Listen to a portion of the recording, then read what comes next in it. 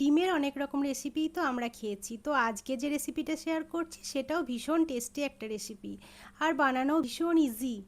তো এটা বানাবার জন্য আমি 6টা ডিম সিদ্ধ করে খোসাটা ছাড়িয়ে ডিমের গায়ে ছুরি দিয়ে একটু করে কাট লাগিয়ে নিয়েছিলাম। এবার 1 চামচ নুন আর 1 চামচ গোলমরিচ গুঁড়ো দিয়ে ডিমগুলো ভালো করে মাখিয়ে সাইডে রাখলাম।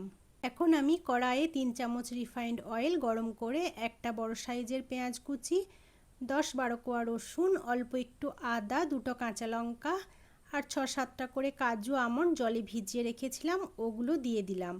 2-3 মিনিট নাড়াচাড়া করে নামিয়ে একটু ঠান্ডা করে মিক্সিতে পেস্ট বানিয়ে নেব।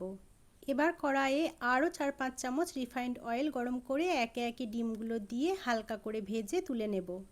ডিমগুলো তুলে নিয়ে ওই তেলে গোটা জিরে আর গোটা গরম মশলা ফোড়ন দিয়ে পেঁয়াজ, আদা, রসুন, কাজু আমন্ডের যে পেস্ট তৈরি করে রেখেছিলাম ওটা দিয়ে দিলাম আর মিক্সির বাটিটা ধুয়ে সামান্য একটু জল। একটু নাড়াচাড়া করে দেব স্বাদ মতো নুন, চিনি আর 1 চামচ ধনে জিরের গুঁড়ো। ভালো করে মিশিয়ে নিয়ে দেব 3 চামচ ফেটিয়ে রাখা টক দই। আবারও 1 মিনিট নাড়াচাড়া করে দেব বেশ কিছুটা পরিমাণ ফ্রেশ ক্রিম। গ্রেভি ফুটতে শুরু করলে ভেজে রাখা ডিমগুলো দিয়ে দেব। ভালোভাবে ফুটে এলে উপর থেকে ড্রাই রোস্ট করা কাসৌরি মেথি ছড়িয়ে নামিয়ে নেব। ভীষণ টেস্টি এই এগ মালাইকারিটা একবার বাড়িতে অবশ্যই বানিয়ে খাবেন।